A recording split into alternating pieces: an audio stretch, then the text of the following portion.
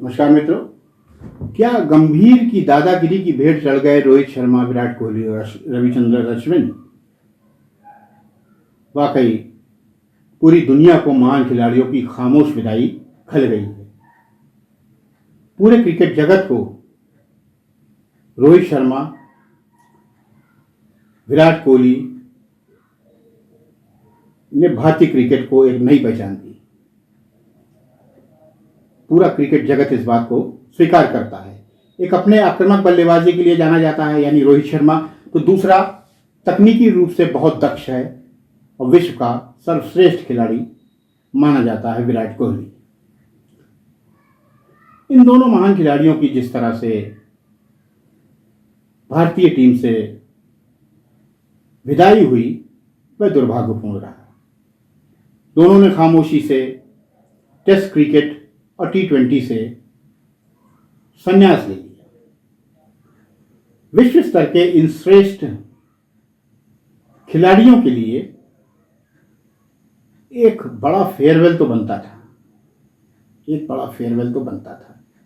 अचानक test cricket से संन्यास से यह साबित हो जाता है कि टीम इंडिया के मैनेजमेंट में सब कुछ ठीक नहीं चल रहा है, सब कुछ अच्छा नहीं चल रहा है। कुछ ना कुछ तो ऐसा हुआ है जिसने इन दोनों खिलाड़ियों को संन्यास लेने के लिए मजबूर किया। आइए एक सरसरी नजर इन खिलाड़ियों के करियर पर भी डाल लेते हैं। रोहित शर्मा ने 273 एक दिवसीय मैच खेले हैं, जिसमें से 10,615 रन 49.4 के एवरेज से बनाए हैं। इसमें 32 शतक, 3 दोहरे शतक और 55 अर्धशतक यानी 50 शामिल हैं। सर्वाधिक स्कोर उनका ईडन गार्डन कोलकाता में श्रीलंका के खिलाफ 264 रनों का रहा। अपने कैरियर में उन्होंने गेंदबाजी करते हुए एक दिवसीय मैचों में 9 विकेट भी लिए हैं। रोहित ने 52 टेस्ट मैच खेले और 3,677 रन बनाए, जिसमें 10 शतक और 16 अर्धशतक शामिल हैं। सर्वाधिक स्कोर उनका 212 का रहा। T20 में उन्होंने 159 मैच खेले, 4,221 रन बनाए, 5 शतक और 32 अर्धशतक शामिल हैं। इसमें कप्तानी बतौर उनका रिकॉर्ड बहुत अच्छा रहा। एक दिवसीय वर्ल्ड कप 2023 में टीम उपविजेता रही, जबकि T20 वर्ल्ड कप 2024 में भारतीय टीम विश्व विजेता रही। रोहित शर्मा T20 में 500 छक्के लगाने वाले पहले भारतीय भी बने। विराट कोहली ने 123 टेस्ट मैचों में 9,230 रन बनाए, जबकि एक दिवसीय 295 मैचों में 14,181 रन बनाए। T20 के 125 मैच खेले और 4,188 रन बनाए। अंतर्राष्ट्रीय क्रिकेट के विभिन्न प्रारूप में विराट कोहली ने 27,281 रन बनाए हैं, जबकि अंतर्राष्ट्रीय क्रिकेट में 82 शतक हैं विराट कोहली के, 82 शतक हैं। टेस्ट क्रिकेट में 30 शतक, एक दिवसीय मैचों में 51 शतक और T20 में दुबई में अफगानिस्तान के खिलाफ उन्होंने एक शतक भी लगाया था। 29 जून 2024 को भारत ने जब T20 विश्व कप जीता, तो जो प्रेजेंटेशन सेरेमनी थी उसमें विराट कोहली ने संन्यास की घोषणा कर दी T20 से।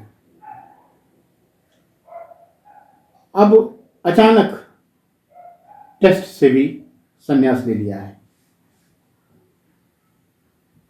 गौतम गंभीर के हेड कोच बनने के बाद ये सारी समस्याएं उभर कर सामने आई हैं। गौतम गंभीर के हेड कोच बनने के बाद भारत की टीम में दिक्कतें शुरू हो गई थी। गौतम गंभीर का रवैया डिक्टेटर वाला होता है। उनके आते ही सीनियर खिलाड़ियों में थोड़ा बेचैनी होनी शुरू हो गई थी।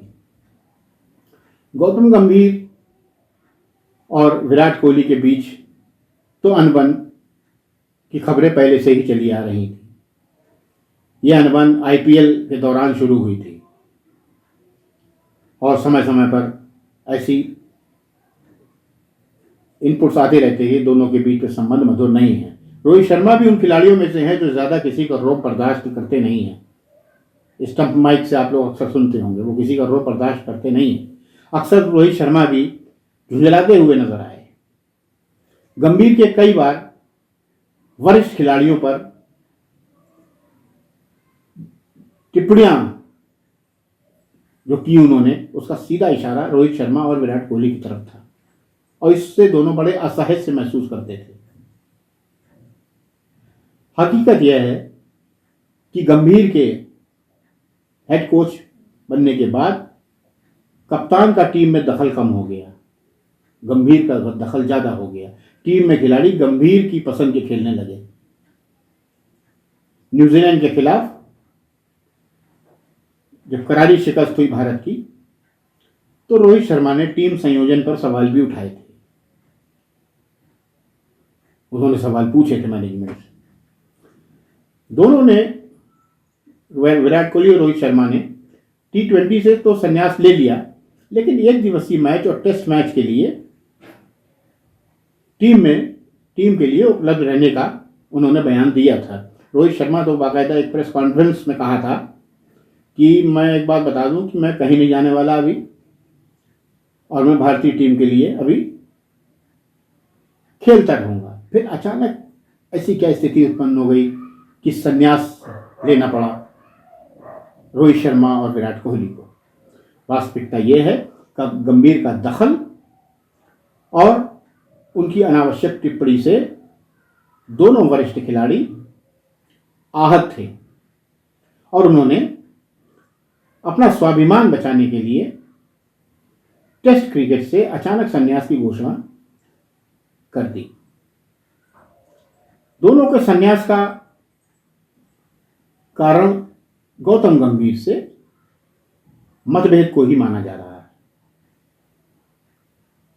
बीसीसीआई बिल्कुल सुन नहीं रहा था और गौतम गंभीर का रवैया बिल्कुल डिक्टेटरशिप वाला था, हिटलरशाही वाला था। बहुत बेरुखा उनका व्यवहार होता जा रहा था।